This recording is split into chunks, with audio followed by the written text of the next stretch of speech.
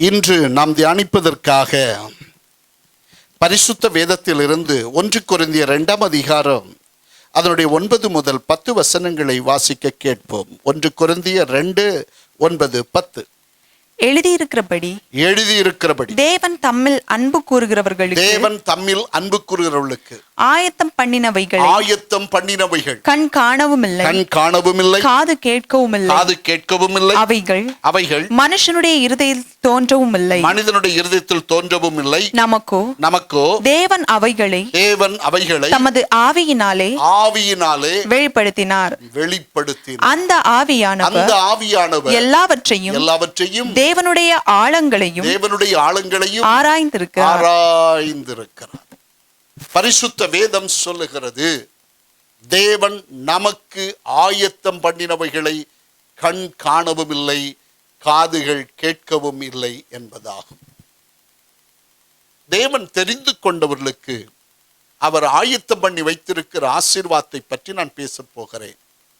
தெரிந்து கொண்டவர்களின் ஆசீர்வாதங்கள், தெரிந்து கொண்டவர்களுக்காக தயாராக்கப்பட்டிருக்கிறவைகள்.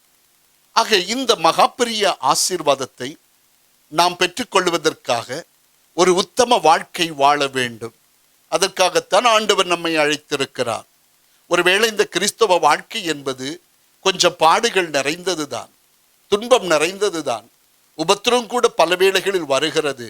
அப்படிப்பட்ட பாடுகள் எல்லாம் பாடுபடுகிற மக்களுக்கு தெய்வம் ஆயத்தம் பண்ணி வைத்திருக்கிற ஒரு உயர்ந்த ஆசீர்வாதத்தை குறித்து நான் எப்படி பேசாமல் இருக்க முடியும்? ஒருவேளை பலர் கஷ்டப்படும் பொழுது, ஐயோ நான் கர்த்தரை தேடினேன், எனக்கு எத்தனை பாடுகள், எத்தனை உபத்திரவங்கள் என்று அங்கலாய்த்து விடலாம். ஒரு நாள் நீங்கள் பட்டிருக்கிற இந்த பாடுகள் எல்லாம் ஒன்றும் இல்லாமல் ஒரு மிகப்பெரிய ஆசீர்வாதத்தை உங்கள் கையில் கொண்டு வரும் பொழுது நீங்கள் தேவனை மனதார துதிக்கும்படி ஆண்டவர் உங்களுக்கு அநேக நன்மைகளை வைத்திருக்கிறார். அதை பெற்றுக்கொள்ளத்தான் இந்த வாழ்க்கை. என்னை கேட்கிற தேவனுடைய அன்பு பிள்ளையே, ஆண்டவரோடு இணைந்து வாழ்வது நமக்கு நஷ்டமான வாழ்க்கை அல்ல. நீங்கள் யாராகட்டும், எப்படிப்பட்டவர்கள் ஆகட்டும், எந்த நிலையில் நீங்கள் வாழ்கிறவர்கள் ஆகட்டும், இயேசுவை ஏற்றுக்கொள்வது உங்களுக்கு ஒரு நாளும் நஷ்டம் அல்ல. தெய்வம் உங்களுக்கு சிலவற்றை செய்து வைத்திருக்கிறார். அவைகளை இன்றைக்கு நாம் கவனமாக வேகமாக நாம் தியானிக்க போகிறோம். ஒரு சமயம் ரஷ்ய தேசத்திலே ஊழியம் செய்த ஒரு தேவ மனிதன் தான் பெற்ற விசுவாசத்திற்காக மிகவும் உபத்திரவப்பட்டார். அந்த காலகட்டத்தில் மிகப்பெரிய நெருக்கமும் உபத்திரவமும் இருந்தது. இயேசு கிறிஸ்துவை பகிரங்கமாக அறிக்கை செய்தவர்களுக்கு பயங்கர தண்டனை கொடுக்கப்பட்ட ஒரு காலம். அந்த தேசம் அவர்களை மிகவும் உபத்திரவதைக்குள் நடத்தியது. இந்த மனிதனை ஒரு சின்ன அறையிலே அப்படியே குடியை நிறுத்தி அப்படியே வைத்து விட்டது. முதுகிலே அடித்து தழும்புகளை ஏற்படுத்தி வைத்து விட்டன. 13 ஆண்டுகள் நீண்ட சிறை வாசத்திற்கு பிறகு அவரை வெளியே திறந்து விட்டபோது அவரால் நிமிர்ந்து நிற்க முடியவில்லை. அந்த முதுகே வளைந்து விட்டது. அவருடைய வாழ்க்கை முழுவதும் அந்த சின்ன அறைக்குள்ளே அவர் அப்படியே தங்கியிருந்தபடியால் நிமிர்ந்து நிற்கக்கூட முடியாத அளவுக்கு அடியும் பலவீனமும் உபத்திரவமும் அவருடைய சரீரத்தை வாட்டி எடுத்து தோற்றம் மாறியது. அவருடைய முதுகிலே ஒரு தழும்பு ஏற்பட்டது. நிமிர முடியாத கூனனாக, நிரந்தர கூனனாக அவர் மாற்றப்பட்டார். ஆகவே இப்போது அவர் நடந்து செல்லும் போது அந்த கூன் வளைந்து முதுகிலே மிகப்பெரிய வீக்கத்தோடு அவர் நடக்கும் பொழுது அநேகர் பார்த்து சிரித்தார்கள், பரியாசம் பண்ணினார்கள். அப்பொழுது அங்கு வந்த ஒரு சிறுமி அவரை பார்த்து, பெரியவரே நீர் பயப்படாதிரும், தெய்வம் உமக்கு மறைவாக வைத்திருக்கிற ஆசீர்வாதங்கள் உங்களுக்கு பரலோகத்தில் இருக்கிறது. நீர் பட்ட பாடுக்கு, நீர் பட்ட வேதனைக்கு, நீர் பட்ட அவமானத்துக்கு, நீர் பட்ட அடிதடிகளுக்கு, நீர் பட்ட சண்டை சச்சரவுகளுக்கு, உபத்திரவங்களுக்கு ஒரு பெரிய ஆசீர்வாதத்தை தெய்வம் உமக்காக ஆயத்தப்படுத்தி வைத்திருக்கிறார் என்று சொல்லும்போது அந்த தகப்பனாருடைய கண்களில் கண்ணீர் தாரை வடிந்தது. என்னை கேட்கிற தேவனுடைய அன்பு பிள்ளைகளே, இன்றைக்கு தெய்வம் நமக்காக தயார்படுத்தி வைத்திருக்கிற அந்த உயர்ந்த ஆசீர்வாதம் நம்முடைய கண்களுக்கு உண்மையிலே தெரியவில்லை தான். அதனாலே தான் நிறைய பேர் சோர்ந்து போகிறார்கள். ஐயோ இந்த கிறிஸ்தவ வாழ்க்கைகளுக்கு கடினமாய் இருக்கிறது, இந்த கிறிஸ்தவ வாழ்க்கைகளுக்கு பாரமாய் இருக்கிறது என்று அநேகர் கவலைப்படுவதற்கு காரணம் கூட அதுதான். நான் உங்களுக்கு சொல்லுகிறேன், பயப்படாதிருங்கள். நம்மை அழைத்த தெய்வம் உண்மை உள்ளவர். சகோதரா, உன்னை அழைத்த தெய்வம் உண்மை உள்ளவர். அன்பு மகளே, உன்னை அழைத்த தெய்வம் உண்மை உள்ளவர். அவர் உன்னை மறப்பதற்கு அழைக்கவில்லை, உன்னை கனப்படுத்துவதற்காக இந்த கிறிஸ்துவ வாழ்க்கை தந்திருக்கிறார். உன்னை உயர்த்தி வைப்பதற்காக இந்த கிறிஸ்துவ வாழ்க்கை தந்திருக்கிறார். இந்த வாழ்க்கையின் தோற்றம் அற்பம் போல் இருக்கலாம், ஒரு வேதனையாக கூட இருக்கலாம், ஒரு துயரமாக கூட இருக்கலாம். ஆண்டவர் சொல்லுகிறார், மகனே மகளே, இந்த துயரத்திற்கு பின்னால் அந்த திரையை விலக்கிப்பார். உனக்காக நான் ஆயத்தமாக்கி வைத்திருக்கிற அநேக ஆசீர்வாதங்கள் அங்கு இருக்கிறது. இன்று இந்த வார்த்தைகளை கேட்கிற அன்பு சகோதரனே, அன்பு சகோதரியே, உன்னுடைய அறைக்குள்ளே நீ அழுது கொண்டிருக்கிற ஒரு நபராக இருக்கலாம். எத்தனையோ நாட்களாய் நான் ஜெபித்து வருகிறேன், எவ்வளவு நாட்களாய் உபவாசித்து விட்டேன், என்னுடைய வாழ்க்கையில் ஒரு முன்னேற்றம் வரவில்லை, என்னுடைய குடும்பத்தில் வளர்ச்சி வரவில்லை, என்னுடைய வீட்டில் ஆசீர்வாதம் வரவில்லை என்ற எண்ணத்தில் நீ தொய்ந்து போய் உடைந்து போய் இந்த இடத்தில் காணப்படலாம். ஆண்டவர் சொல்லுகிறார், மகளே, நீ சோர்ந்து போகாதே. நீ சோர்ந்து போவாயானால் என் ஆத்துமா உன்மேல் பிரியமாயிராது. ஊழியக்காரனே, நீ சோர்ந்து போவாயானால் என் ஆத்துமா உன்மேல் பிரியமாயிராது. என் அன்பு மகனே மகளே, நீ சோர்ந்து போவாயானால் உன்மேல் என் ஆத்துமா பிரியமாயிராது. நீ அந்த திரையின் மறைவை விலக்கிப்பார். இதோ உனக்காக நான் ஆயத்தமாக்கி வைத்திருக்கிற அந்த நிறைவான ஆசீர்வாதத்தை தேடி நீ இப்பொழுது உன்னுடைய இருதயத்தை நீ தேடுவாயானால், இருதயத்தில் அவைகளை ஆராய்வாயானால், உனக்கு நான் வைத்திருக்கிற நன்மைகள் உன் கண்கள் காணும்படி நான் செய்வேன். இன்றைக்கு உங்கள் இருதயம் ஆண்டவரை தேடுவதாக. எந்த ஒரு தேவ பிள்ளையும் சோர்ந்து போகக்கூடாது. கஷ்டப்பட்டு ஊழியம் செய்கிற ஊழியக்காரரே, உங்களுடைய வருத்தங்கள் தெரியும். ஆண்டவர் சொல்லுகிறார், மகனே, உன் பாடுகள் எனக்கு தெரியும், நீ வந்த வழி எனக்கு தெரியும், நீ வேதனையோடு கடந்து வந்த பாதையை நான் கண்டேன், உன்னை நான் கைவிட மாட்டேன் என்றவர் வாக்கு சொல்லுகிறார். ஏனென்றால் உங்களுக்காக தேவன் ஏராளமான நன்மைகளை ஆயத்தம் பண்ணி வைத்திருக்கிறார். அந்த நன்மை என்ன என்பதை குறித்து நாம் அறிந்து கொள்வதற்காக முதலாவது நீங்கள் என்னோடு கூட பரிசுத்த மத்தேயு எழுதின சுவிசேஷம் 25 அதிகாரம் 34 வசனத்தை வாசிக்க வாருங்கள். அப்பொழுது ராஜா தமது வலது பக்கத்தில் நிற்கிறவர்களை பார்த்து வாருங்கள், என் பிதாவினால் ஆசீர்வதிக்கப்பட்டவர்களே, உலகம் உண்டானது முதல் உங்களுக்காக ஆயத்தம் பண்ணப்பட்டிருக்கிற ராஜ்யத்தை சுதந்தரித்துக் கொள்ளுங்கள். அல்லேலூயா. ஆண்டவருடைய வேதம் மிக தெளிவாக நமக்கு ஒரு காரியத்தை சொல்லுகிறது. முதலாவது, தேவன் நமக்காக ஒரு ராஜ்யத்தை ஆயத்தமாக்கி வைத்திருக்கிறார்.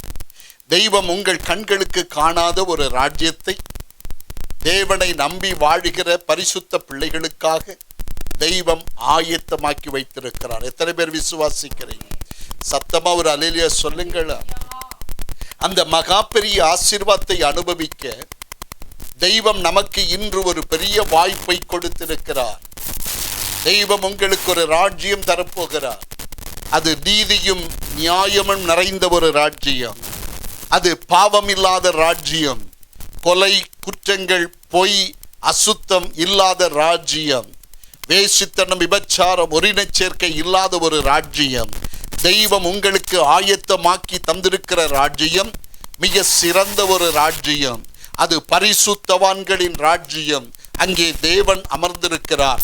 அங்கே தேவனுடைய தூதர்கள் அவரை ஓயாமல் பாடுகிறார்கள்.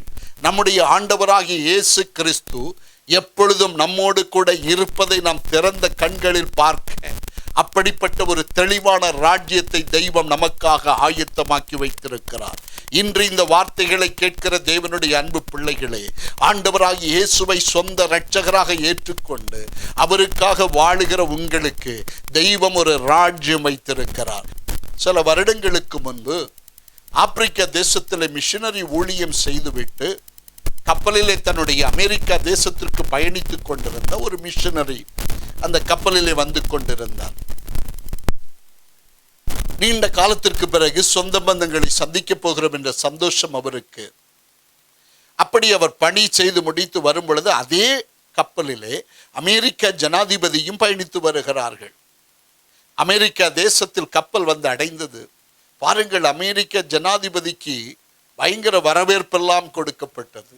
அந்த மிஷனரி ஆண்டவரை பார்த்து, ஆண்டவரே, இதோ இந்த தேசத்து தலைவருக்கு இவ்வளோ வரவேற்பு கொடுக்கப்படுகிறதே, நான் இத்தனை கஷ்டப்பட்டு ஊழியம் செய்து அடர்ந்த காடுகள் மத்தியிலே பயணித்து மக்களை தேவனண்டை நடத்தி ஆண்டவரே நான் சுவிசேஷத்தை அறிவித்து வருகிறேனே, எனக்கு ஒரு வரவேற்பு இல்லையா என்று கேட்டான். அப்பொழுது ஆண்டவர் சொன்னார், மகனே, ஒரு நாள் இந்த உலக ஓட்டத்தை முடித்து நீ என்னுடைய ராஜ்யத்திற்கு வருவாய், அப்போது உனக்காக சிறந்த வரவேற்பு காத்திருக்கிறது, ஒரு மகிழ்ச்சியான வரவேற்பு காத்திருக்கிறது என்று சொன்னபோது அவருடைய உள்ளம் ஆனந்தத்தால் பரவசம் அடைந்ததாம். என்னை கேட்கிற தேவனுடைய அன்பு பிள்ளைகளே, தெய்வம் தருகிற அந்த ராஜ்யத்திற்குள் போகத்தான் இந்த பாடுபடாமல் அங்கே போக முடியாது. ஆகவே தான் இயேசு சொன்னார், உலகத்தில் உங்களுக்கு உபத்திரவம் உண்டு, ஆயினும் திடன் கொள்ளுங்கள், நான் உலகத்தை ஜெயித்தேன் என்று. ஆண்டவர் நம்மை தைரியப்படுத்தினதின் நோக்கமே ஒரு வெற்றி உள்ள நல்ல ஆசீர்வாதத்தை நாம் பெற்றுக்கொள்ள வேண்டும் என்பதற்காக. உபத்திரவம் நமக்கு முன்பாக வைக்கப்பட்டிருந்தாலும் அந்த உபத்திரவத்தின் பாதையில் நாம் கர்த்தருக்காக செயல்பட போகிறோம். அல்லேலூயா, ஆமென். என்ன வந்தாலும் ஏது வந்தாலும் அப்பாவை ஸ்தோத்தரிப்பேன். என்ன வந்தாலும் ஏது வந்தாலும் அப்பாவை ஸ்தோத்தரிப்பேன். ஏசப்பா ஸ்தோத்திரம், ஏசப்பா ஸ்தோத்திரம், ஏசப்பா ஸ்தோத்திரம், ஏசப்பா ஸ்தோத்திரம். தாவீதை போல நடனமாடி அப்பாவை ஸ்தோத்தரிப்பேன். தாவீதை போல நடனமாடி அப்பாவை ஸ்தோத்தரிப்பேன். எக்காலத்தோடும் மக்களத்தோடும் அப்பாவை ஸ்தோத்தரிப்பேன். கைத்தாளத்தோடும் மத்தளத்தோடும் அப்பாவை ஸ்தோத்தரிப்பேன். ஏசப்பா ஸ்தோத்திரம், ஏசப்பா ஸ்தோத்திரம், ஏசப்பா ஸ்தோத்திரம், ஏசப்பா ஸ்தோத்திரம். தாவீதை போல நடனமாடி அப்பாவை ஸ்தோத்தரிப்பேன். தாவீதை போல நடனமாடி அப்பாவை ஸ்தோத்தரிப்பேன். அல்லேலூயா. அப்ப முதலாவது தேவன் நமக்காக ஒரு ராஜ்யத்தை ஆயத்தப்படுத்தியிருக்கிறார். அப்போஸ்தலர் நடபடி 14ஆம் அதிகாரம் 22ஆம் வசனம் சொல்லுகிறது, நாம் அநேக உபத்திரவங்களின் வழியாக அதில் பிரவேசிக்க வேண்டும்.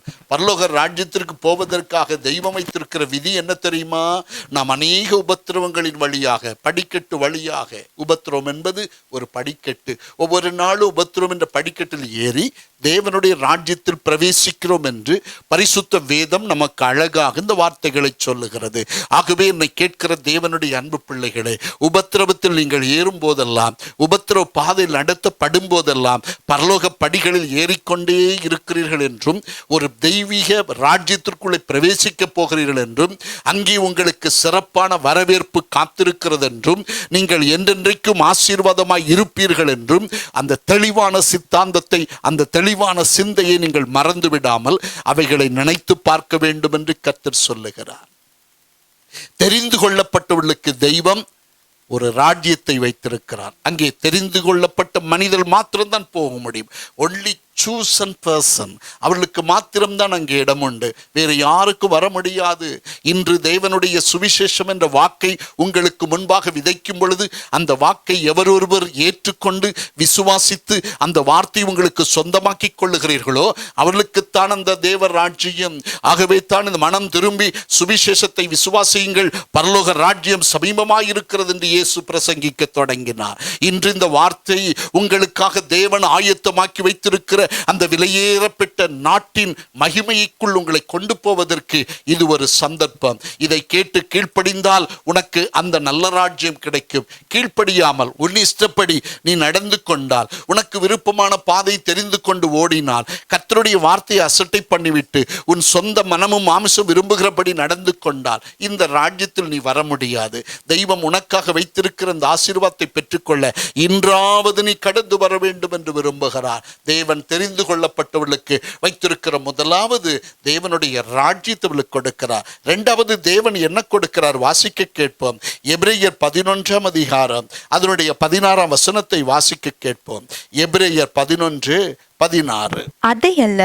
அதையல்ல அதிலும் மேன்மையான பரமதேசத்தையே விரும்பினார்கள். அதிலும் மேன்மையான பரமதேசத்தையே விரும்பினார்கள். ஆகையால் தேவன் அவர்களுடைய தேவன் என்னப்பட வெட்கப்படுகிறதில்லை. தேவன் அவர்களுடைய தேவன் என்னப்படுவதில் வெட்கப்படுவதில்லை. அவர்களுக்கு ஒரு நகரத்தை ஆயத்தம் பண்ணினாரே. அவர்களுக்கு ஒரு நகரத்தை ஆயத்தம் பண்ணினாரே. இரண்டாவது தெய்வம் தெரிந்து கொள்ளப்பட்ட மக்களுக்கென்று வைத்திருக்கிற இடம் ஒரு நகரம், ஒரு பட்டணத்தை ஆயத்தம் பண்ணி வைத்திருக்கிறார். தேவனுடைய பிள்ளையே, உங்களுக்காக தேவன் ஏற்படுத்தி வைத்திருக்கிற ஒரு முக்கியமான ஒரு நகரத்தை குறித்து பைபிள் அழகாய் சொல்லுகிறது. தெரிந்து கொள்ளப்பட்ட பிள்ளைகளுக்கு இந்த பாக்கியம் உண்டு. இன்றைக்கு கண்ணீர் வடித்து சகலவித போராட்டத்திலும் அவமானத்திலும் நிந்தையிலும் பாடுகளிலும் உபத்திரவங்களிலும் பொறுமையோடு சகித்து ஓடுகிற உங்களுக்கு பரலோகத்தில் தெய்வம் ஒரு மகா பெரிய நகரத்தை ஏற்படுத்தி அந்த நகரத்தில் உனக்கு ஒரு இடத்தையும் வாசஸ்தலத்தை ஏற்படுத்தி உனக்காக காத்திருக்கிறார் என்பதை இந்த நேரத்தில் நீங்கள் அறிந்து கொண்டு ஆண்டவருடைய நகரத்திற்காக காத்திருங்கள். இதை பழைய ஏற்பாட்டு பரிசுத்தவான்கள் மிகுந்த ஆசையோடு காத்திருந்தார்கள் என்று எழுதப்பட்டிருக்கிறது. அவர்களே தேவன் அவர்களுடைய தேவன் என்று சொல்ல வெட்கப்படவில்லை. இவர்கள் எதற்காக காத்திருந்தார்கள்? எங்களுடைய நாடு இங்கே அல்ல, எனக்கு ஒரு பரலோக ராஜ்யம் உண்டு, எனக்கு ஒரு தேவர் ராஜ்யம் உண்டு என்ற வாக்கை சொன்னபடியினால் கர்த்தர் சொல்லுகிறார், அவர்கள் என் பிள்ளைகள் என்று சொல்ல நான் வெட்கப்படவில்லை என்று சொல்லுகிறார். இன்றைக்கு இந்த பூமியிலே வாழுகிற கிறிஸ்தவர்களே, தேவனை ஏற்றுக்கொண்ட பிள்ளைகளே, நீங்கள் தேவனை சொந்த இரட்சகராய் ஏற்றுக்கொண்டது நிமித்தம் கர்த்தர் சொல்லுகிறார், உன்னை என் பிள்ளை என்று சொல்ல எனக்கு வெட்கமில்லை. நீ எனக்காக படுகிற பாடுகளை அறிகிறேன், நீ எனக்காக படுகிற உபத்திரவங்களை அறிகிறேன். எல்லா ஜனங்களும் என் நிமித்தம் உன்னை பகைக்கிறதை நான் அறிகிறேன். எல்லாரும் உனக்கு விரோதமாய் துர்ச்செய்தி பரப்பும் பொழுது நீ வடிக்கிற கண்ணீரை நான் கண்டேன். மகனை, இவை ஒன்று வீண் போகாது. நீ என்னுடைய ராஜ்யத்தில் வரும் பொழுது அதனுடைய பலனை காண்பாய். உனக்காக ஒரு நகரத்தை நான் ஏற்படுத்தி வைத்திருக்கிறேன் என்று சொல்லுகிறார். ஆகவே என்னை கேட்கிற தேவனுடைய அன்பு பிள்ளையே, தேவனுடைய சபையே, தேவனுடைய மந்தையே, பயப்படாதே. தேவன் உனக்காக ஒரு மகா பெரிய ராஜ்யத்தையும் மகா பெரிய நகரத்தையும் ஏற்படுத்தி வைத்திருக்கிறார். நீ வெட்கப்பட்டு போவதில்லை. மரணத்திற்கு பிறகு உனக்கு தெய்வம் வைத்திருக்கிற அந்த உன்னதமான ராஜ்யத்திலே நீ தேவனை துதித்து ஆடி பாட இந்த காலம் உனக்கு கொடுக்கப்படுகிறது. ஆனால் இன்று உன்னுடைய நிலைமை என்ன தெரியுமா? உன் வீட்டுக்குள்ளே உனக்கு மரியாதை இல்லை, வெளியிலே உனக்கு மரியாதை இல்லை, நீ போகிற இடத்தில் உனக்கு மரியாதை இல்லை. அப்படிப்பட்ட ஒரு நிலையில் நீ இருந்தாலும் இயேசுவுக்காக ஓடி ஓடி நீ செய்கிற எல்லா தியாகங்களையும் என் ஆண்டவர் மறப்பதற்கு அநீதி உள்ளவர் அல்ல. அவர் உனக்காக ஒரு நகரத்தை ஏற்படுத்தி வைத்திருக்கிறார். நீ அறிக்கையிட்டாய், என்னுடைய தேசம் இங்கே அல்ல, இதெல்லாம் அழிந்து போகிற நாடு, எனக்கு அழியாத ஒரு நாடு உண்டு என்று அறிக்கையிட்டதை தெய்வம் கனம் பண்ணி, நீ என்னுடைய மகள் என்று சொல்ல நான் வெட்கப்பட மாட்டேன் என்று கர்த்தர் சொல்லுகிறான். இந்த மகத்துவமான ராஜ்யத்திற்குள்ளே நீங்கள் கடந்து வந்திருக்கிறீர்கள். எபிரேயர் 11ஆம் அதிகாரம் 10ஆம் வசனம் என்ன சொல்லுகிறது தெரியுமா? தேவன் தாமே கட்டி உண்டாக்கின அஸ்திபாரங்கள் உள்ள நகரமாய் இருக்கிறது என்று வாசிக்கிறோம். யார் இந்த நகரத்தை உண்டாக்கினது? ஒரு கட்டிட பொறியாளர் அல்ல, ஒரு கட்டிட கலைஞனும் அல்ல, மாறாக தேவன் தாமே தாம் உண்டாக்கின அஸ்திபாரம் உள்ள ஒரு நகரம் என்று எழுதப்பட்டிருக்கிறது. உனக்காக தெய்வம் கட்டி வைத்த ஒரு இடம், அந்த மகா பெரிய வல்லமை உள்ள தெய்வம் உனக்காக மிக அழகாக படி தீர்த்து செய்து வைத்திருக்கிற ஒரு மாளிகை, ஒரு நகரம், ஒரு பெரிய பட்டணம் உனக்காக காத்திருக்கிறது. தெய்வம் உண்டாக்கின அந்த நகரத்திற்கு நீங்கள் வரப்போகிறீர்கள். ஆமென் சொல்லுங்க. சந்தோஷமாயிருங்க, எப்பொழுதும் சந்தோஷமாயிருங்க, சந்தோஷமாயிருங்க, எப்பொழுதும் சந்தோஷமாயிருங்க. உயர்வானாலும் தாழ்வானாலும் உயர்வானாலும் தாழ்வானாலும் சர்வவல்ல தேவன் நம்மோடு இருப்பதால், சர்வவல்ல தேவன் நம்மோடு இருப்பதால் சந்தோஷமா இருங்க, எப்பொழுது சந்தோஷமாயிருங்க, சந்தோஷமாயிருங்க, எப்பொழுது சந்தோஷமாயிருங்க. நெருக்கத்தின் நேரத்திலும் கண்ணீரின் பாதையிலும், நெருக்கத்தின் நேரத்திலும் கண்ணீரின் பாதையிலும் நம்மை காண்கின்ற தேவன் நம்மோடு இருப்பதால் சந்தோஷமாயிருங்க, நம்மை காண்கின்ற தேவன் நம்மோடு இருப்பதால் சந்தோஷமாயிருங்க, சந்தோஷமாயிருங்க, எப்பொழுது சந்தோஷமாயிருங்க, சந்தோஷமாயிருங்க, எப்பொழுது சந்தோஷமாயிருங்க.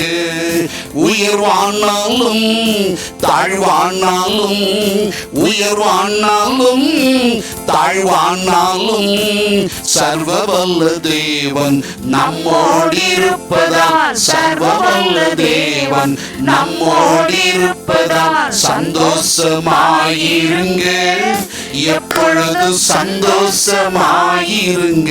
கைகளை தட்டி ஆண்டவருக்கு ஒரு நன்றி சொல்லுங்க.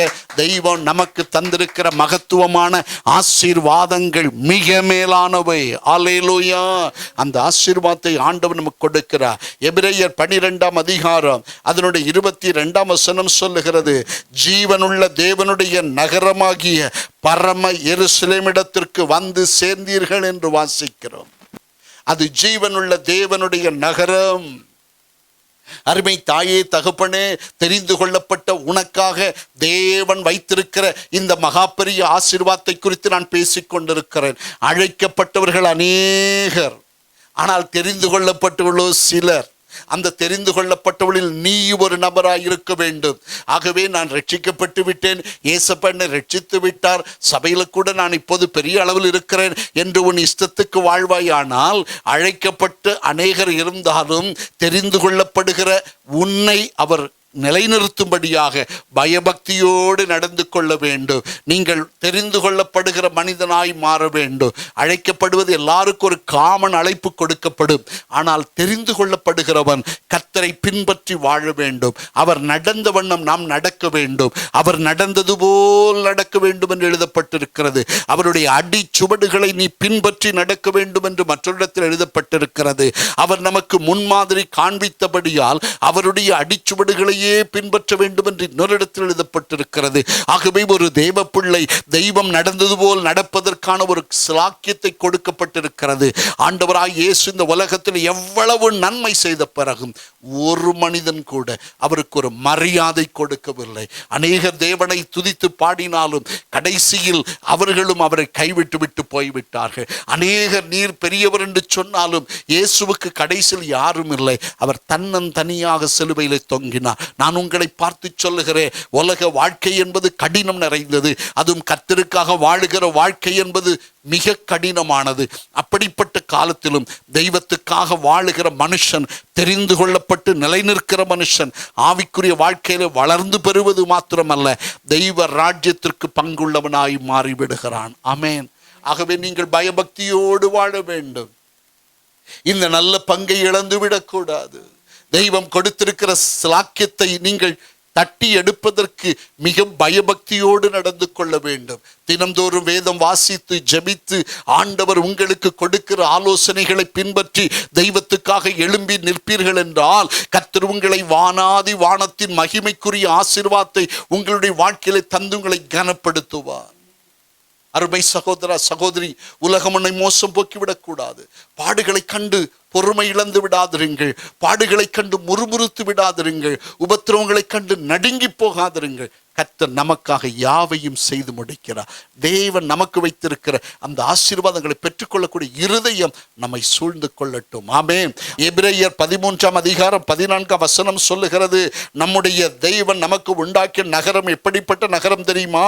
நிலையான நகரம் நமக்கு உண்டு என்ற விசுவாசத்தோடு நாம் வாழ வேண்டும். அது ஒரு நாளும் அழியாத நகரம்.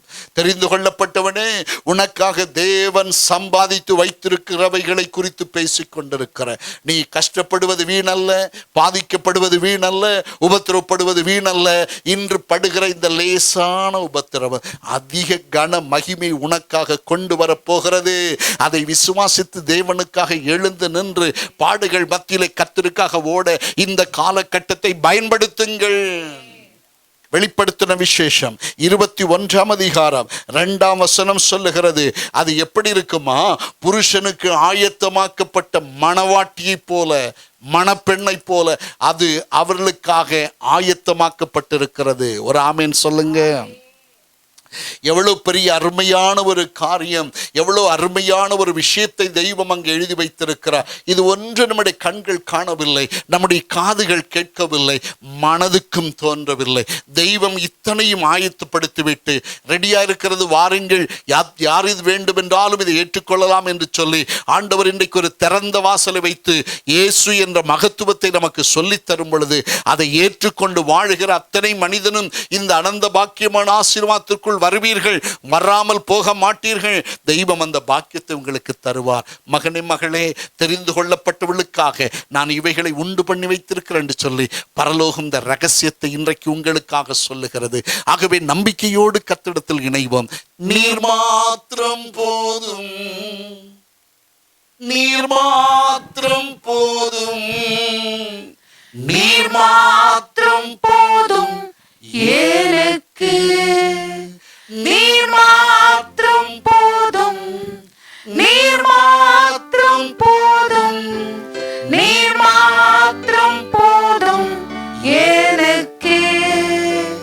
யெகோவா ஈரே, தந்தையாம் தெய்வம், நீர் மாத்திரம் போதும் எனக்கு. யெகோவா ராஃபா, சுகம் தரும் தெய்வம், உம் தழும்புகளால் சுகமானோம். யெகோவா சம்மா, என் கூட இருப்பீர், என் தேவை எல்லாம் சந்திப்பீர். யெகோவா சம்மா, என் கூட இருப்பீர், என் தேவை எல்லாம் சந்திப்பீர். நீர் மாத்திரம் போதும், நீர் மாத்திரம் போதும், நீர் மாத்திரம் போதும் எனக்கு.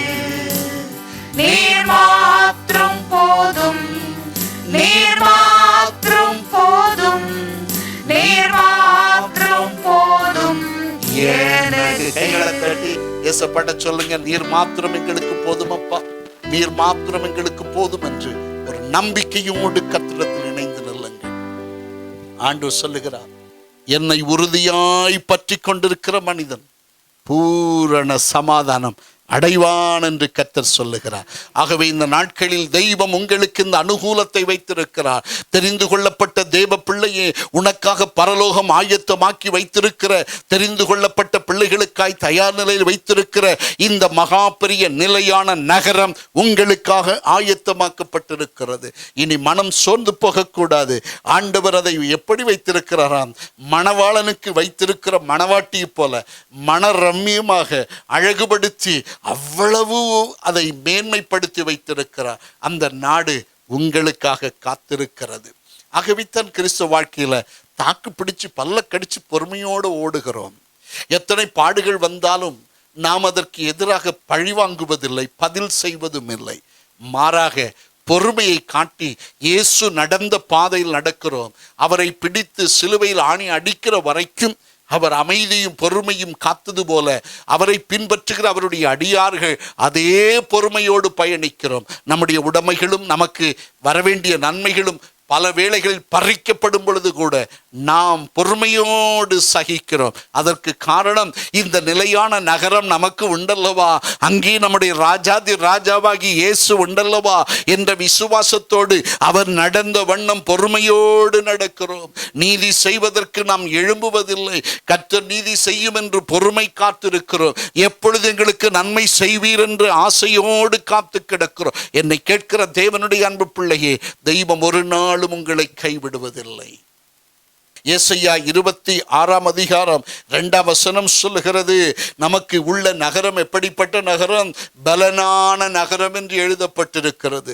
தெய்வம் உங்களுக்கு வைத்திருக்கிற தெரிந்து கொள்ளப்பட்ட பிள்ளைகளுக்காக வைத்திருக்கிற நகரத்தின் பெயர் என்ன? பலனான நகரம். ஒரு நாளும் பலவீனமான நகரம் அல்ல. உள்ளே போனாலே ஆரோக்கியம் அங்கு வாசமாய் இருக்கும். ஒரு மனுஷன் அங்கு பலவீனப்படுவதில்லை. தீமை அங்கில்லை, கவலை அங்கில்லை, வியாதி அங்கில்லை, சூரிய வேதனை இல்லை, சந்திரனின் நோவில்லை. இப்படிப்பட்ட எல்லா விதமான ஆசீர்வாதங்களும் நிறைந்த ஒரு நாடு, நகரம் தேவன் உனக்காக வைத்திருக்கிறார். பல வேளைகளில் பூமியில் இருக்கும்போது வெப்பத்தினால் தகித்து விடப்படுகிறோம் இல்லையா? ஐயோ சூடு தாங்க முடியல, தண்ணி தூக்கி மேல ஊத்திடுறோம், எவ்வளவோ கஷ்டப்படுகிறோம். ஆனால் பரலோகத்தில் அதெல்லாம் கிடையாது. ஏனென்றால் அங்கே சூரியன் இல்லை. தெய்வம் உனக்காக ஆயத்தமாக்கி வைத்திருக்கிற நகரத்தில் சந்திரனும் இல்லை, சூரியனும் இல்லை. 121 சங்கீதம் சொல்லுகிறபடி, சந்திரனிலிருந்து வருகிற தீமையோ அல்லது சூரியனிலிருந்து வரக்கூடிய தீமையோ ஒரு நாளும் உன்னை அணுகாது என்று எழுதப்பட்டிருக்கிறது. என்னை கேட்கிற தேவனுடைய அன்பு பிள்ளைகளே, தெய்வம் நமக்காக ஆயத்தம் பண்ணி வைத்திருக்கிற அந்த பலனான நகரத்தில் நீங்களும் நானும் போய் சேருகிற ஒரு நாள் உண்டு என்பதை உணர்ந்து பொறுமையோடு என் கர்த்தரை ஆராதித்து அவர் தருகிற இந்த நல்ல பாக்கியத்தின் வழியாக நீங்கள் கடந்து சென்று தெய்வ ராஜ்யத்தில் வந்து சேர தேவன் உங்களுக்கு கிருபை நன்மைகளையும் தந்தருள்வாராக. ஆமென். ஆயத்தமான வாழ்க்கை, ஜெபம் நிறைந்த வாழ்க்கை, பாவம் மன்னிக்கப்பட்ட நிச்சயம் உள்ள வாழ்க்கை. ஆயத்தமான வாழ்க்கை, ஜெபம் நிறைந்த வாழ்க்கை, பாவம் மன்னிக்கப்பட்ட நிச்சயம் உள்ள வாழ்க்கை. பெற்றுக்கொண்ட மனித பேறு பெற்றவர்கள், பெற்றுக்கொண்ட மனித பேறு பெற்றவர்கள் பரலோகத்தில் பங்கடைவார்கள், பரலோகத்தில் பங்கடைவார்கள். இன்ப பரலோக ராஜ்யம் எனக்கு உண்டு, அங்கு மகத்தான ஓர் வீடும் எனக்கு உண்டு. இன்ப பரலோக ராஜ்யம் எனக்கு உண்டு, அங்கு மகத்தான ஓர் வீடும் எனக்கு உண்டு. ஹல்லேலூயா. ஹல்லேலூயா. மூன்றாவது, தெரிந்து கொள்ளப்பட்ட பிள்ளைகளாகிய நமக்கு தேவன் ஆயத்தம் பண்ணி வைத்திருக்கிறவை என்ன? வாசிக்க கேட்போம். பரிசுத்த யோவான் எழுதின சுவிசேஷம் 14 அதிகாரம் அதனுடைய 2 முதல் 3 வசனங்கள். என் பிதாவின் வீட்டில் அநேக வாசஸ்தலங்கள் உண்டு. அப்படி இல்லாதிருந்தால் நான் உங்களுக்கு சொல்லி இருப்பேன். ஒரு ஸ்தலத்தை உங்களுக்காக ஆயத்தம் பண்ண போகிறேன். நான் போய் உங்களுக்காக ஸ்தலத்தை ஆயத்தம் பண்ணின பின்பு நான் இருக்கிற இடத்திலே நீங்களும் இருக்கும்படி நான் மறுபடியும் வந்து உங்களை என்னிடத்தில் சேர்த்துக் கொள்ளுவேன். கைகளை தட்டி இயேசப்பாவுக்கு நன்றி சொல்லுங்கள். மூன்றாவது, தேவன் நமக்கு தந்திருக்கிற ஒரு இடம், வாசஸ்தலம். நீங்கள் தங்கியிருக்க மிக அருமையான ஒரு வாசஸ்தலம். நாங்கள் குடியிருக்கிற இடம் ரொம்ப சேஃப் என்று சொல்லுவாங்கல்ல, நாங்கள் குடியிருக்கிற இடம் அவ்வளோ ஆசீர்வாதமாக இருக்குன்னு சொல்லுவாங்கல்ல, அதைவிட மேலான ஒரு வாசஸ்தலத்தை உங்களுக்காக தெய்வம் தெரிந்து கொள்ளப்பட்ட பிள்ளைகளாகிய உங்களுக்காக ஆயத்தம் பண்ணி வைத்திருக்கிறார். அந்த வாசஸ்தலம் இனிமையானது, அது மகிழ்ச்சியான ஒரு இடம். அங்கே ஒரு நாளும் திருடன் வருவதில்லை, கன்னம் இடுவதில்லை. எப்பொழுதும் மகிழ்ச்சியான இளைப்பாறுகிற ஒரு வாசஸ்தலமாக அந்த இடம் என்றைக்கும் ஆனந்தப்படுகிற, ஏன் தொட்டிலில் ஆடுகிற குழந்தைக்கு என்ன சுகமோ அதை பார்க்கிலும் அதிகமான மேன்மை கொடுக்கிற ஒரு ஆசீர்வாதத்தை தெய்வம் உங்களுக்கு வைத்திருக்கிறார். ஆமென். வாலிபனே நீ பயப்படாதே என்று கர்த்தர் சொல்லுகிறார். தேவனுடைய மனுஷனே நீ பயப்படாதே என்று கர்த்தர் சொல்லுகிறார். தேவனுடைய மனுஷியே நீ பயப்படாதே. கர்த்தராகிய தேவன் உனக்காய் ஒரு வாசஸ்தலத்தை ஆயத்தம் பண்ணுகிறார். அந்த வாசஸ்தலம் உனக்கு இன்பமானது. மாத்திரமல்ல, அங்கே ஆண்டவர் சொல்லும்போது அநேக வாசஸ்தலம் இருக்கிறது என்று சொன்னார். ஒரு வாசஸ்தலம் அல்ல. நான் நினைக்கிறேன் புதிய ஏற்பாட்டு பரிசுத்தவான்களுக்கு ஒரு வாசஸ்தலம், பழைய ஏற்பாட்டு பரிசுத்தவான்களுக்கு ஒரு வாசஸ்தலம், இன்னும் கர்த்தருடைய தீர்க்கதரிசிகளுக்கு ஒரு வாசஸ்தலம், ஆண்டவருடைய பணியை உத்தமமாய் செய்த உண்மை உள்ள தேவ பிள்ளைகளுக்கு ஒரு வாசஸ்தலம், இரத்த சாட்சிகளாய் மரித்தவர்களுக்கு ஒரு வாசஸ்தலம், அப்பப்பா சொல்லிக்கொண்டே போகலாம். குழந்தைகளுக்கு ஒரு வாசஸ்தலம். எத்தனை எத்தனை ஆசீர்வாதங்கள் இருக்கும் இல்லையா? அந்த மகிமையான ராஜ்யத்தை தெய்வம் தம்முடைய பிள்ளைகளுக்காக தயார்படுத்தி வைத்திருக்கிறார். அந்த வாசஸ்தலத்திலே நாம் எப்பொழுதும் இரவும் பகலும் மன ரம்மியமாக வாழப்போகிறோம். ஒரு நாள் 2 நாள் அல்ல, 1 வருஷம் 2 வருஷம் அல்ல, 1 கோடி வருஷம் 2 கோடி வருஷம் அல்ல, நித்தியம் நித்தியம் நித்தியம் நித்தியம் நித்தியம் அந்த மகா வாசஸ்தலத்தில் சந்தோஷமாகவும் மனமகிழ்ச்சியாகவும் ஆனந்தமாகவும் வாழப்போகிறோம் என்ற உண்மையைத்தான் நான் உங்களுக்கு சொல்லுகிறேன். காதுள்ளவன் கேட்கட்டும். இதுதான் சத்தியம். தெய்வம் மனிதனுக்கு வைத்திருக்கிற இந்த ஆசீர்வாதத்தை குறித்து நான் பேசிக் கொண்டிருக்கிறேன். இந்த வார்த்தைகளை கேட்கிற தேவ பிள்ளையே, ஒருவேளை இந்த வார்த்தை கேட்கும் போது ஐயோ நான் பாவத்தில் இருக்கிறேனே, நான் எப்படி இந்த ராஜ்யத்தில் போவேன் என்று சொல்லி நீ வருத்தப்பட்டால் உன்னுடைய பாவத்தை தூக்கி எறிந்துவிட்டு இயேசுவண்டை திரும்பி வந்துவிடு. இயேசுவோடு இணைந்து விடு. கர்த்தராகிய தேவனிடத்தில் உன் இருதயத்தை ஒப்புக் கொடுத்து விடு. பரலோக தேவன் உன்னை பார்த்து சொல்லுகிறார், மகனே மகளே நீ பயப்படாதே, உனக்காக நான் யாவையும் செய்து முடிப்பேன் என்று சொல்லுகிறார். இன்றைக்கு அந்த தெய்வம் உன்னை பார்த்து இதுதான் உனக்கு தகுந்த நேரம், சரியான தருணம், இந்த தருணத்தை பயன்படுத்திக் கொள் என்று ஆலோசனை சொல்லுகிறார். ஆகவே பாவிகளுக்கு பரலோக ராஜ்யம் கிடையாது. அசுத்தமான வாழ்க்கை வாழுகிறவர்களுக்கு கிடையாது. தாய் தகப்பன்மாரை அடித்து துன்பப்படுத்தி அவர்களை கவனிக்காமல் போடுகிற மனிதனுக்கு கிடைக்காது. பாவத்தையும் அசுத்தத்தையும் விரும்பி ஆவலோடு செய்கிறவனுக்கு கிடைக்காது. லஞ்சம் வாங்கி குடித்து வெறித்து கூத்தடித்து நடக்கிற மனிதனுக்கு வராது. அது தேவனுடைய பிள்ளைகளுக்கு, ஆண்டவருடைய வார்த்தையை படித்து தியானம் பண்ணி அவருக்காக வாழுகிற ஏழை எளிய பிள்ளைகள் இருக்கிறார்கள் பூமியிலே. அவர்களுக்காக தேவன் அந்த வாசஸ்தலத்தை ஆயத்தம் பண்ணி வைத்திருக்கிறார். ஆகவே தான் இயேசுவை சொந்த இரட்சகராக ஏற்றுக்கொள்ள நீ தயங்கக்கூடாது. இயேசு மனிதர்களின் இரட்சகர். அவரை குறித்து நீ வெட்கப்படக்கூடாது. அவரை உன் சொந்த இரட்சகராக ஏற்றுக்கொள்ளுவாயானால் நிச்சயம் பரலோக ராஜ்யத்தில் உனக்கு ஒரு மகா பெரிய வாசஸ்தலத்தை என் ஆண்டவர் ஏற்படுத்தி தருவார். ஆமென். அந்த பாக்கியத்தை பெற்றுக்கொள்ள இந்த நாட்களை பயன்படுத்திக் கொள்ளுங்கள். வெளிப்படுத்தின விசேஷம் 3ஆம் அதிகாரம் 21ஆம் வசனம் என்ன சொல்லுகிறது? வாசிக்கிறேன்.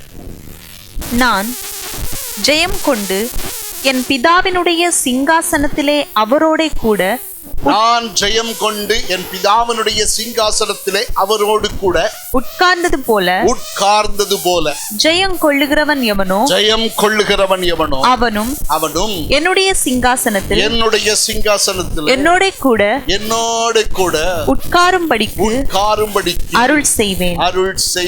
ஹல்லேலூயா. இயேசு ஜெயித்து விட்டது போல ஜெயம் கொள்ளுகிற ஒவ்வொரு மனிதனும் இயேசுவின் சிங்காசனத்தில் உட்காரும்படியான பாக்கியத்தை தருவேன் என்று கர்த்தர் சொல்லுகிறார். அருமை தேவனுடைய அன்பு பிள்ளைகளே, இந்த பாக்கியமெல்லாம் ஒரு நாள் கிடைக்கும் போது ஐயோ இதெல்லாம் எப்படி சம்பவித்தது, ஒரு கனவு போல இது எனக்கு கிடைத்து விட்டது என்று நீங்கள் ஆச்சரியப்பட போகிறீர்கள். நம்முடைய தெய்வத்தை நம்பி ஓடுகிற எந்த மனுஷனும் ஒரு நாளும் வெட்கப்படுவதில்லை. இன்று இந்த சத்தத்தை கேட்கிற சிறுவனே, சிறுமியே, பெரியவரே, தாய்மாரே, உங்களுடைய வாழ்க்கையில நான் சொல்லுகிறேன், இயேசுவுக்காக நீங்கள் படுகிற பிரயாசம் ஒன்று வீணாய் போகாது. எல்லாம் பரலோகத்தில் உங்களுக்கு ஒரு ஆசீர்வாதமாய் மாறப்போகிறது. தேவன் உங்களுக்காக ஒரு வாசஸ்தலத்தை தயார்படுத்தி வைத்திருக்கிறார். தாம் தெரிந்து கொண்ட பிள்ளைகளுக்காக இந்த காரியங்களை செய்திருக்கிறார் என்பதை நீங்கள் அறிந்து கொள்ளுங்கள். ஆமென். ஒரு போதும் கைவிடார், ஒரு நாளும் விலகிடார், ஒரு போதும் கைவிடார், ஒரு நாளும் விலகிடார்.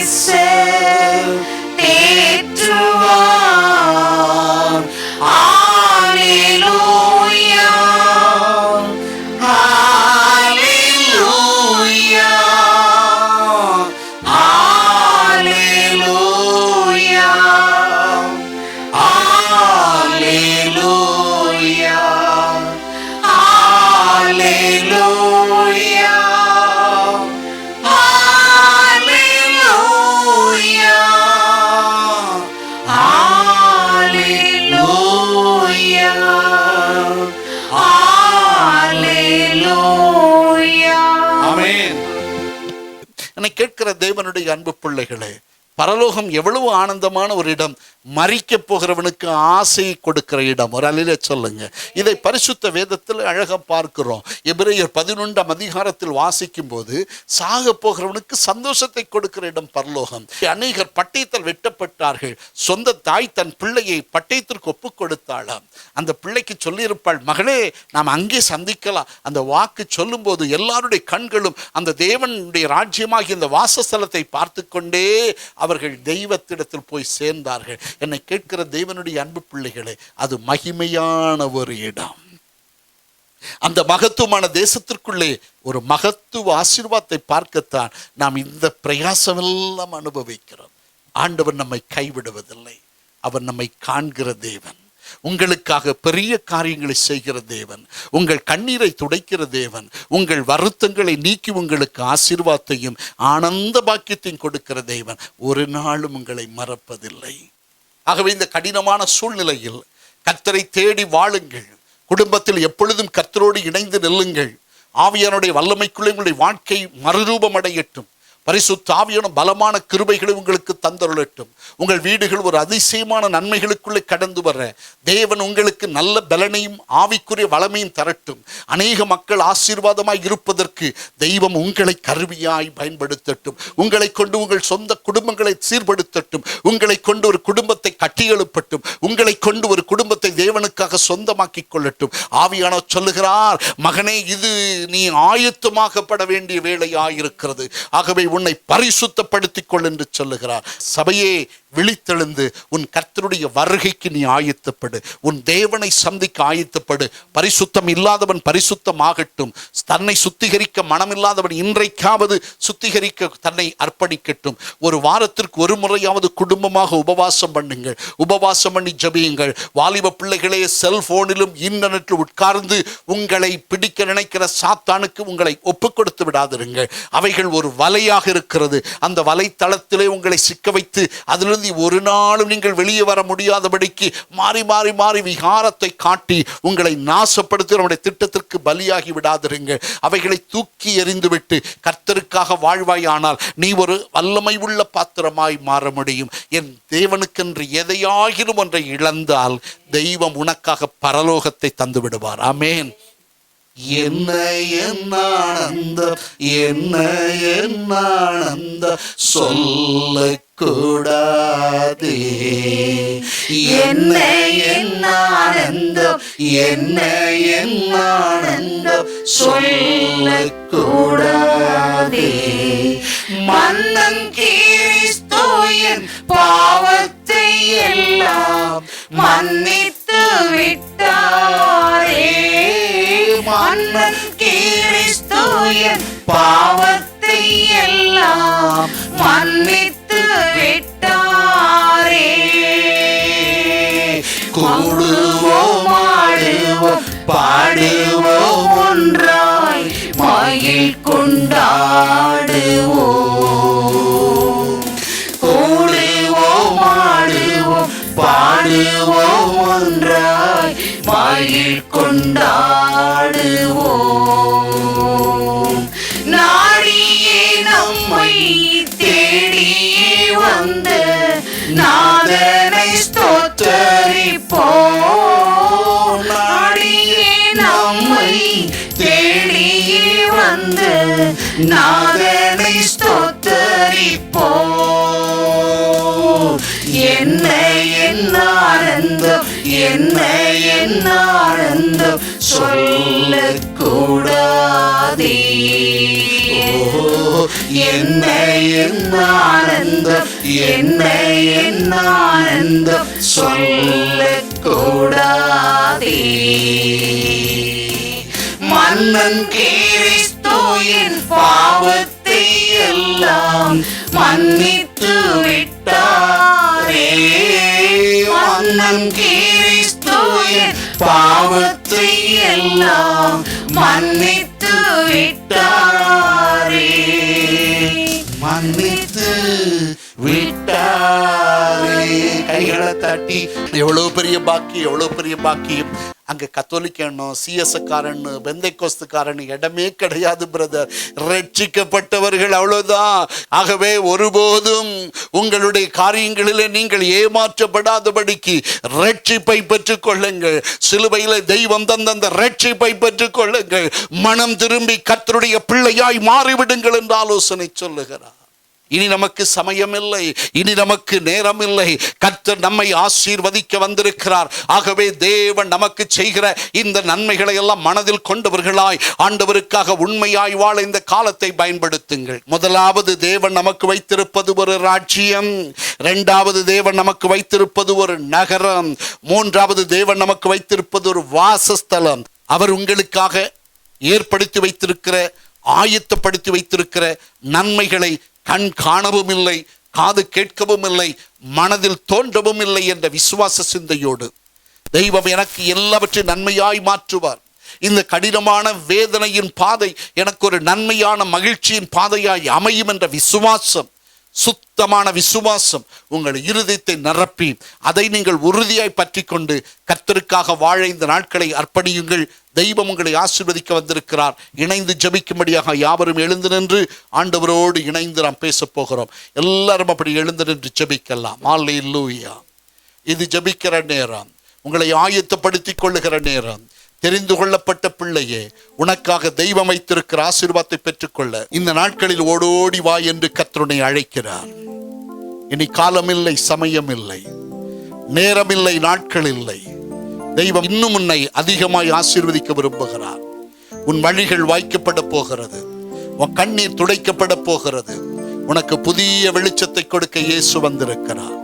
உன் துக்க நாட்கள் முடியும், உன் துயரங்கள் மறையும். தெய்வம் உனக்காக உண்டு பண்ணினவைகளை நீ பார்க்க போகிறாய். இது முதல் உன் கண்கள் பிரகாசம் அடைவதாக. ஐயோ நான் அனாதை என்று சொல்லாதே, ஐயோ நான் கைவிடப்பட்டு விட்டவன் என்று சொல்லாதே. தெய்வம் உனக்காக யாவையும் செய்து முடித்து உன் வாழ்க்கையை ஒரு புதிய சந்தோஷத்திற்கு கொண்டு வர இந்த காலத்தை நீ பயன்படுத்துவாயாக. இயேசு வந்திருக்கிறார், உங்கள் மத்தியில் அவர் வந்திருக்கிறார். அந்த விசுவாசம் எல்லாருடைய மனதிலும் வரட்டும். இயேசு வந்திருப்பது உண்மையானால் நீ சுகமாவது உண்மை, நீ அற்புதம் பெறுவது உண்மை, உன் பாத்திரம் நிரம்பி வழிவது உண்மை, கர்த்தர் கிருபைகளை கொடுப்பது உண்மை. அதை இன்றைக்கு அப்படியே நீ பார்க்க போகிறாய். இயேசுவை நம்பி நிற்கிற ஒவ்வொருவருக்கும் ஒரு புது வெளிச்சம் வருகிறது. இருக்கிற இடத்தில் கண்ணீரோடு கர்த்தரை தேடுங்கள். பாவம்தான் எல்லாவற்றுக்கும் தடை. 3 எழுத்தாகிய அந்த பாவத்தை தூக்கி எறியுங்கள். பாவம் வசீகரிக்க கூடியது, பாவம் அஞ்சிக்க கூடியது, பாவம் ஏமாற்றி உங்களை பழி வாங்கக்கூடியது. ஆகவே இந்த 3 குணங்களை நீங்கள் தூக்கி எறிந்துவிட்டு பாவம் என்ற 3 எழுத்தை 3 குணங்களால் மூடி மறைத்திருக்கிற சத்ருவை இனம் கண்டு நீங்கள் தேவனாகி இயேசுவண்டைக்கு, ஜீவன் தருகிற இயேசுவண்டைக்கு உங்கள் வாழ்க்கை திருப்புங்கள். மதம் இல்லை, ஜாதி இல்லை, யாதொரு நிலையும் இல்லை. மனுஷன் என்ற ஒரே ஒரு நிலையை தான் கர்த்தர் பார்க்கிறார். ஆகவே நீ இன்றைக்கு தேவனை தேடலாம். ஆண்டவர் உன்னை பார்த்து சொல்லுகிறார், இன்றைக்காவது என் சத்தத்துக்கு கீழ்ப்படிந்து நான் ஆயத்தம் பண்ணி வைத்திருக்கிறவைகளை பெற்றுக்கொள்ள வருவாயா என்று உன்னை பார்த்து கேட்கிறார். இயேசுவே என்று கூப்பிடுங்கள். அவர் நல்லவர், அவர் மன்னிக்கிற தேவன். அவர் உங்களை கனப்படுத்த போகிறார். அவரையே தேடி அவரிடத்தில் உங்கள் வாழ்க்கையை கொடுக்க. ஒருவேளை பாவத்தில் நிறைந்து காணப்படலாம். ஐயா நான் இயேசுட்ட வர முடியாது, நான் கொடிய பாவி, என்னை கடினப்படுத்துகிறது, மனசாட்சி என்னை குற்றப்படுத்துகிறது, நொந்து போயிருக்கிறேன்னு சொல்லுவாயா? உனக்காக 2000 வருஷத்துக்கு முன்பு சிலுவையிலே தாங்கொண்டா வேதனை அனுபவித்த தெய்வக்குமான இயேசுவை நோக்கி பார்த்து கண்ணீரோடு மன்றாடுவாயாக. உள்ளம் திறந்து கேட்பாயாக. இயேசுவே என்று கூப்பிடுவாயாக. அவரையே நோக்கிப்பார் மகனே, அவரையே நோக்கிப்பார். இதோ அவர் உனக்காக வந்திருக்கிறார். அவரை தேடி கூப்பிடு. உன் பாவத்தை எல்லாம் தூக்கி எறிந்து விட்டு, ஐயோ என் மனசாட்சி குற்றப்படுத்துகிறது, என் உள்ளம் என்னைத்தானே குற்றவாளியாக்குகிறது என்று சொல்லுவாயானார். இன்னைக்கு கர்த்தரை ஓடி வரும்படி வருவாயா? குற்றம் செய்த ஆன்மாவே தேவனை விட்டு ஓடாதே, தவறு செய்த ஆன்மாவே இயேசுவண்டை ஓடி வா. இயேசு உன்னை தேடுகிறார். குரலை கேட்டாயோ? இயேசு உன்னை தேடுகிறார், அவர் குரலை கேட்டாயோ? உன்னை நினைத்து புலம்புகிறார், உன்னை நினைத்து புலம்புகிறார், அவர் அன்பை புரிந்தாயோ?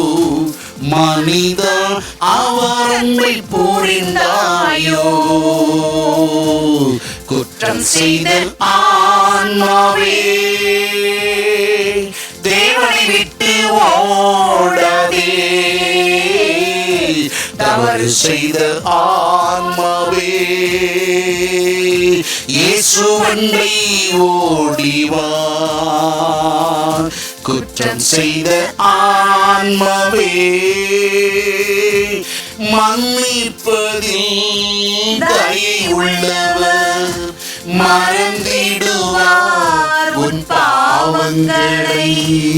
மன்னிப்பதில் தயை உள்ளவர், மறந்திடுவார் உன் பாவங்களை. பிள்ளையாக ஏற்றுக்கொள்வார், பிள்ளையாக ஏற்றுக்கொள்வார், புதிய பலத்தால் நிரப்பிடுவார், புதிய பலத்தால் நிரப்பிடுவார். குற்றம் செய்த ஆன்மாவே, தேவனை விட்டு ஓடாதே. தவறு செய்த ஆன்மாவே, இயேசுவண்டை ஓடிவா. குற்றம் செய்த ஆன்மாவே, ஆண்டவரை நோக்கி கூப்பிடுகிறேன். ஐயா, நீர் மன்னிப்பதற்கு தயை பெருத்தவர். எல்லாரும் வாய் திறந்து சொல்லுங்க, மன்னிப்பதற்கு தயை பெருத்தவர். எப்படிப்பட்ட பாவியை மன்னிக்கிற தேவன். இயேசுவே, எங்களுக்கு மன்னிப்பு தாரும், உம்முடைய திரு ரத்தத்தால் எங்களை கழுவி சுத்திகரிப்பீராக. ஜீசஸ், கழுவி சுத்திகரியும். கேளுங்க, ஆண்டவர் உங்களை பார்க்கிறார். ஐயோ, என்னை கழுவி சுத்திகரியும் என்று கேளுங்க. மன்னிப்பதில் தயை பெருத்த தேவன் உன்னை பார்த்து, மகனே மகளே, இன்றைக்காவது என்னிடத்தில் வரமாட்டாயா என்று அழும்போது, கூப்பிடும் போது, அழைக்கும் போது ஓடோடி வா, அவரண்டை ஓடோடி வா. இயேசுவின் பாவத்தை மன்னியும் என்று சொல்ல பாதத்தில் போய் விழுந்து விடுங்க. அன்றைக்கு எப்படி இந்த பெண்மணி விழுந்தாளோ அதுபோல என் பாவத்தை மன்னியும் என்று சொல்லுங்கள். அவர் வந்திருக்கிறார். எல்லாருடைய கண்களும் கர்த்தரை நோக்கி பார்க்கட்டும். ஏசப்பா, நீங்க என்ன மன்னிக்க முடியும். என் பாவம் இரத்தாம்பரம் சிவப்பாயிருந்தாலும் அதை வெண் பஞ்சை போல் மாற்ற முடியும். கேள், திருச்சபையை கேள், கண்ணீர் வடித்து உள்ளம் திறந்து மன்றாடி என் பாவத்தை மன்னியும். பரலோகத்தில் எனக்கு ஒரு இடம் உண்டு, பரலோகத்தில் எனக்கு ஒரு வாசஸ்தலம் உண்டு, பரலோகத்தில் நீர் எனக்காய் ஆயத்த பண்ணுவதில் கண்கள் காண்கின்றனப்பா. இப்பொழுது உம்முடைய வல்லமை என்மேல் இறங்கும்படி ஆண்டவரை கிருபை செய்யும். கூப்பிடுங்கள், உன்னத தேவனை நோக்கி கூப்பிடுங்கள், ஆசீர்வாதமான கர்த்தரை தேடுங்கள். அவர் இன்று உங்களை மன்னிக்கும்படி வந்திருக்கிறார். உங்கள் பாவங்கள் இரத்தாம்பரம் சிவப்பாய் இருந்தாலும் அதை வெண்பஞ்சை போல் மாற்றுவேன் என்று சொன்னவர் உங்கள் அக்கிரமங்களை மாற்றும்படி வந்திருக்கிறார். ஆண்டவரிடத்தில் உங்களை முழுமையாய் அர்ப்பணியுங்கள். இயேசு என்று சொல்லுங்கள். அவருடைய மகிமை நம்மை மூடுகிறது. வாலிபனே, உன் அருகில் கர்த்தருடைய பிரசன்னம். வாலிப மகளே, உன் அருகில் கர்த்தருடைய பிரசன்னம். தேவ குழந்தையே, உன் அருகில் கர்த்தருடைய பிரசன்னம். இப்பொழுது தேவன் உன் அருகில் வந்து நிற்கிறார். உன்னை பார்த்து சொல்லுகிறார், உன் துக்க நாட்கள் முடிந்து போகும். பயப்படாது, நம்பு நம்பு. ஆண்டவர் நம்முடைய துயரத்தை மாற்றப் போகிறார். நம் உபத்திரவங்களை பிடுங்கி எறிய போகிறார். உன் வேதனைகளை நீக்க போகிறார். உன் வருத்தங்களை நீக்க போகிறார். உனக்கு ஒரு எதிர்காலம் வரப்போகிறது. உனக்கு ஒரு நல்ல நாட்கள் கிடைக்க போகிறது. உன் கண்ணீர் துடைக்கப்பட போகிறது. அழுகையும் சத்தம் மாற்றப்பட போகிறது. உனக்கு வேண்டிய வல்லமை தேவனுடைய கையிலிருந்து வரப்போகிறது. உன் குடும்பத்தை கட்டி எழுப்பும் ஆசீர்வாதம் வரப்போகிறது. தேவன் உன்னை மறப்பதில்லை. தாய் மறந்தாலும் நான் உன்னை மறப்பதில்லை என்று சொல்லு. சொல்லுகிறார். அவருடைய மகிமை இறங்கிக் கொண்டே இருக்கிறது, அவருடைய வல்லமை வெளிப்பட்டு கொண்டே இருக்கிறது. தேவரீர் பெரியவராய் இருக்கிறீரப்பா, உமக்கு கோடி கோடி ஸ்தோத்திரம் என்று சொல்லுங்கள். அவருடைய வல்லமை நம்மை மூடுகிறது. நீங்கள் இப்போது யாராயிருந்தாலும் சரி, உங்கள் பாவத்தை அறிக்கை செய்து நீங்கள் இயேசுவண்டை வரலாம். உங்கள் பெயர் ஜீவ புஸ்தகத்தில் எழுதப்பட போகிறது. ஏசப்பா, என் பெயரை ஜீவ புஸ்தகத்தில் எழுதுங்க, என் பெயரை பொறித்துக் கொள்ளுங்கன்னு சொல்லுங்க. திருச்சபையே, சுத்தமில்லாத மகனே மகளே, இன்றைக்கு உன்னை பரிசுத்தத்துக்கு ஆயத்தப்படுத்து, உன் இருதயத்தை திறந்து கொடு என்றவர் சொல்லுகிறார். அவர் உன்னை தேடி வந்திருக்கிறார். உங்கள் பாவங்கள் மன்னிக்கப்பட போகிறது. இயேசு உங்களை ரட்சிக்க வந்திருக்கிறார். உன் வீடு ஆசீர்வாதமா மாறப்போகிறது. உன் குடும்பம் ஒரு ஆசீர்வாதமான குடும்பமாய் மாறப்போகிறது. உனக்கு விரோதமாய் இருக்கிற போராட்டங்கள் மறைய போகிறது. வியாதி படுக்கைகளை மாற்ற வந்திருக்கிறார். நம்பிக்கையோடு ஜெபம் பண்ணு. இந்த கூட்டத்திலே ஆண்டவரே, உமது பிள்ளைகள் எங்கெல்லாம் இருந்து ஜெபிக்கிறார்களோ அத்தனை சரீரத்திலும் மாற்றம் வரட்டும். சாட்சிகள் எழும்ப வேண்டும். படுக்கையில் இருக்கிறவர்கள் எழும்பி நடக்க வேண்டும். வியாதி படுக்கைகள் மாற வேண்டும். துயரத்தோடு இருக்கிறவர்களுக்கு ஒரு விடுதலை வர வேண்டும். சாத்தானால் போராட்டத்தில் சிக்கியிருக்கிற பிள்ளைகளை விடுதலையாக்க வேண்டும். ஆண்டவர் சீக்கிரத்தில் வழிவாசலை திறப்பீராக. கத்தரிட்ட சகல கற்பனைகளின்படி காரியங்களை செய்து தருவீராக. எங்கள் துக்கங்களை மாற்றி கொடுப்பீராக. எங்கள் கண்ணீரை மாற்றி கொடுப்பீராக. எங்களுக்கு புதிய வளர்ச்சி வல்லமை தந்தே தீர வேண்டும் அப்பா. இப்போது யார் யார் பலவீனத்தில் இருக்கிறார்களோ அவர்களை எல்லாம் சுகமாக்குங்க.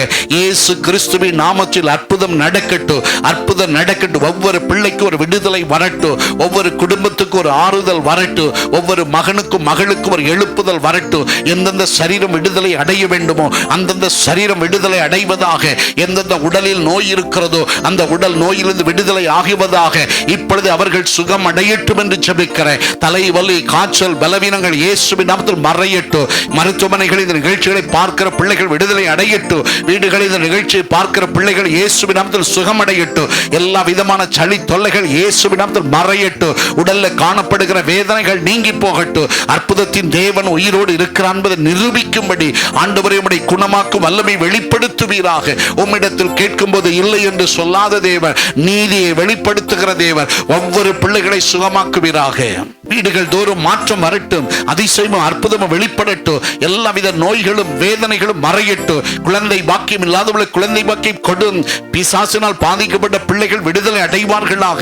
எல்லா விதமான நோவுகள் மறையட்டும். ஆண்டவரே, மற்ற நோய்களோடு பாதிக்கப்படுகிற பிள்ளைகள், கால்வலி, தலைவலி, வயிற்று வலி, பலவீனங்களில் ஆண்டவரே, ஓவரி, யூட்ரஸ் போன்ற இடங்களில் பயங்கர பலவீனத்தோடு ஆஸ்பத்திரி போக முடியலன்னு சொல்லி வேதனையோடு இருக்கிற எல்லா பிள்ளைகளுக்கும் நீரே சுகத்தை கொடுப்பீரா.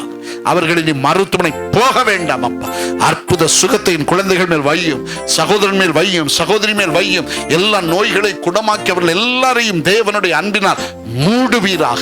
ஆசீர்வாதமான வல்லமை அவர் மேல் இறங்கட்டும். தடைகளை மாற்றி அற்புதங்களை செய்து குடும்பங்களை செழிக்க பண்ணுவீராக. உச்சம் தலைமுதல் உள்ளங்கால் மட்டும் ஒவ்வொருத்தருக்கும் அற்புதம் செய்யும். ஆண்டவரே, அற்புதத்தை பெற்றுக்கொண்ட பிள்ளைகள் சாட்சியா வெளியே வரட்டும். உம்முடைய பரிசுத்தமான கைகளில் தருகிறோம். இயேசுவின் நாமத்தில் பிதாவே, ஆமென். 24 மணி நேர அவசர ஜெப உதவிக்கு எங்கள் தொலைபேசி எண் 0465 250 707. உங்கள் ஜெப விண்ணப்பங்கள் கடிதங்கள் அனுப்ப எங்கள் முகவரி: சகோதரர் வி. அமலதாஸ், இயேசுவின் கரம், அப்பட்டு விளை, தக்கலை அஞ்சல் 629175, குமரி மாவட்டம். In English, Brother V. Amaladas, Hand of Jesus, Appattu Villai, Takkalai Post 629175, Kanyakumari District.